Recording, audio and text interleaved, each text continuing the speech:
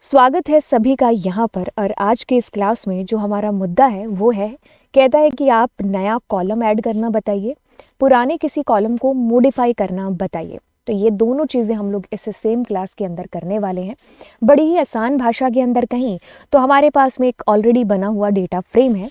उस data frame में आपको एक नया कॉलम ऐड करना है, ठीक है, या फिर किसी पुराने कॉलम के अंदर आपको चेंजेस करने हैं। तो इन दोनों में से कोई भी चीज़ करनी है तो आज की क्लास आपने वॉच करनी है।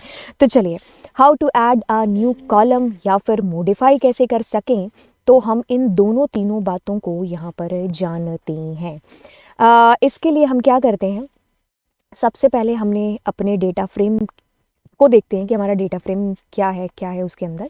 ओके, सो ये चीज़ देखी आपने। यस, अब हम ऐसा करते हैं कि हम यहाँ पर एक नया कॉलम ऐड करते हैं। लेट्स सेज कि हम यहाँ पर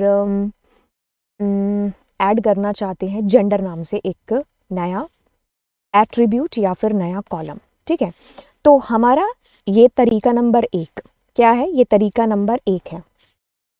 तो हम क्या करेंगे, यहाँ पर सबसे पहले जिस भी एट्रीब्यूट को आपने जोड़ना है, एट्रीब्यूट बोले तो कॉलम को, है ना। तो मैंने लिखा जेंडर, ठीक है। तो अब मैं क्या करती हूँ, इसके अंदर मान लीजिए मैंने F दे दिया, ठीक है। तो अब क्या होगा, आपके पास में देखिए एक नया कॉलम जुड़ गया और उसके अंदर F यानी कि सभी फीमेल फीमेल फीमेल आ गया। तो जब आपको सभी के अंदर सेम वैल्यू डालनी है तो आप ऐसा कर लीजिए, लेकिन अगर आपको इंडिविजुअली अलग अलग वैल्यू डालनी है तो आप एक लिस्ट या ट्यूपल के तौर पर दे रहे होंगे। जैसे कि यहाँ पर मान लीजिए इसमें मैं M दे देती हूँ, इसमें मैं F दे देती हूँ। अब इन्हीं तीनों चीज़ों को कॉपी कर लेते हैं।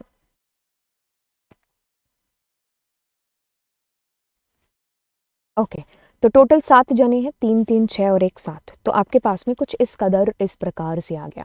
मैंने अभी तक आपको 2 बातें बताई, बातों में से बातें बता रही हूँ कि यदि आपको एक नया कॉलम जोड़ना है तो ये तरीका नंबर 1 है, पहला तरीका, और ये सबसे ईजी वाला तरीका है। क्या है ये? सबसे आसान ईजी वाला तरीका है। इससे रिलेटेड प्रश्न आते हैं तो यस, हमने क्या किया, जेंडर यहाँ पर ऐड कर दिया। और अगर हमने एक सिंगल वैल्यू दी थी तो उसने क्या किया था, सेम वैल्यू सब जगह दे दी। लेकिन हम अब क्या कर रहे हैं, अलग अलग वैल्यूज़। तो अलग अलग के तौर पर आप एक यहाँ पर लिस्ट या फिर एक ट्यूपल के तौर पर वैल्यूज़ दे रहे होंगे और वो ऐसे ऐड हो जाएंगे। एक सेकेंड रुके, कुछ इस तरीके से, ऐसे, ठीक है, राइट। ओके, अब हम यहाँ पर चाहते हैं कि हम किसी पुराने कॉलम में कोई वैल्यू को चेंज करें।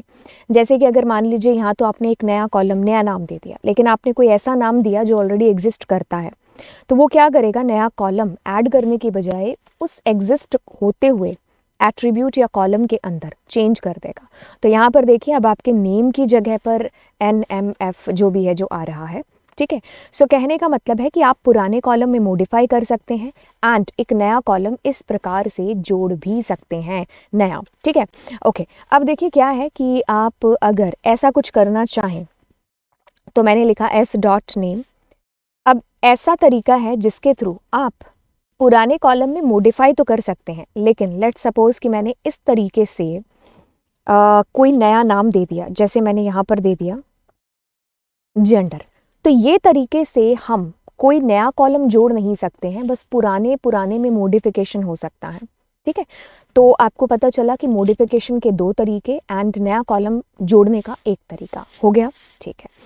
अब हम इस तरीके को करते हैं हैश, क्योंकि इसके बाद मैं आपको नया तरीका बता रही हूँ। नए तरीके के अंदर हम कुछ करने वाले हैं यूज़ किसका, लॉक का या फिर एट का।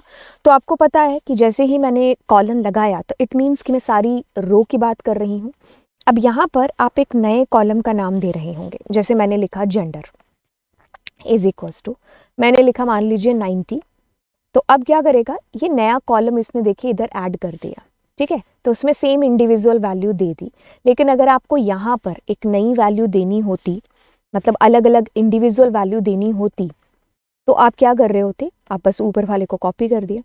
तो दिस इज वे नंबर 2 जिसके थ्रू आप नया कॉलम ऐड कर पाए, राइट। ओके, अब यहाँ पर अगर मैं जेंडर की जगह पर मैंने मार्क्स लिख दिया होता तो वो पुराने कॉलम में मॉडिफाई कर देता। तो आपको क्या चीज़ पता चली, how to do modification, right. ठीक है, अब हम आते हैं दूसरे वाले तरीके के ऊपर।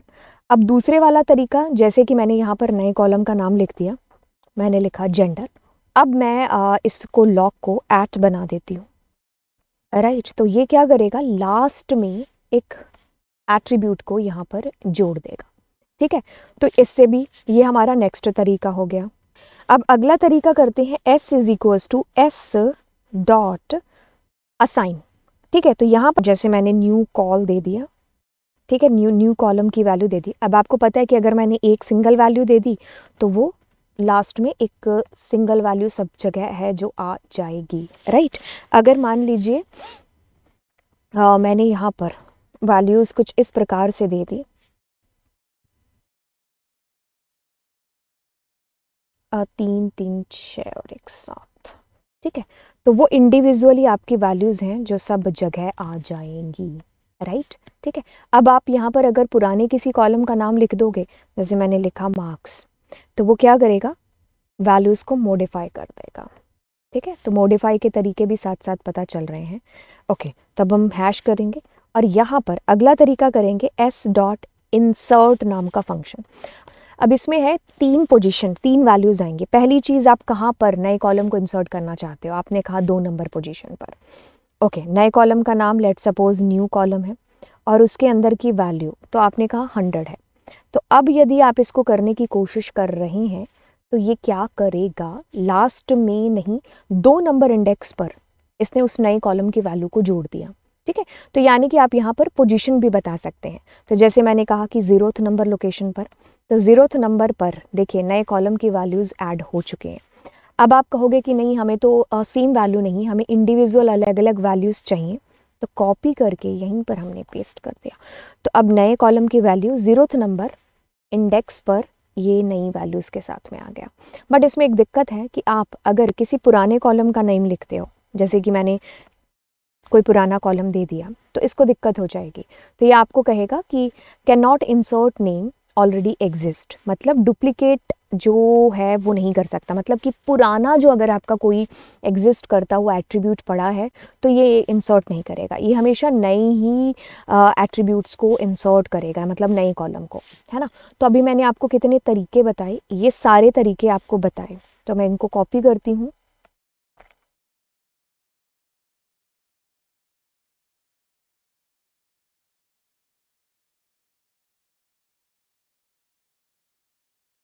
एक हम यहाँ पर अभी लगा देते हैं,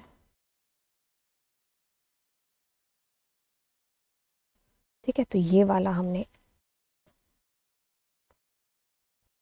तो देखिए अभी यहाँ पर इसको समझिए कि क्या बात हुई है इन सारे तरीकों के अंदर। देखिए अभी अपनों ने क्या किया, जेंडर, इससे क्या होगा, मतलब जेंडर हमने यहाँ पर एस डॉट जेंडर लिखा, इससे पुराने एट्रीब्यूट के अंदर मॉडिफिकेशन हो जाएगा, इसमें न्यू इंसर्ट नहीं होगा, ठीक है, ओके। अब नया इंसर्ट इससे हो जाएगा, तो हमने लिखा जेंडर, तो इसमें अलग अलग इंडिविजुअल वैल्यू आ गई। अगर मैं एक सिंगल देती तो वो सारी वैल्यूज़ कॉपी हो जाती।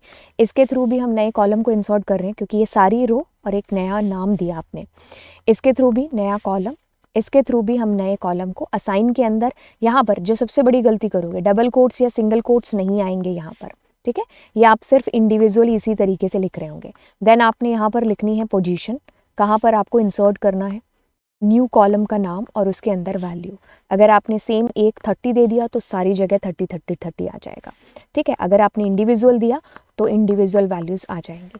तो ये तरीके हुए आपके किसी भी कॉलम में वैल्यूज़ को ऐड, मतलब एक एट्रीब्यूट को ऐड करने के, यानी कि एक कॉलम को ऐड करने के, या फिर किसी पुराने कॉलम को मॉडिफाई करने के, ठीक है। तो चलिए फिर अगली क्लास में आपको मिलेंगे जिसमें हम रोज़ के बारे में बात कर रहे होंगे, ठीक है। तो चलिए फिर मिलेंगे नेक्स्ट क्लास में। Thank you so much and subscribe the channel.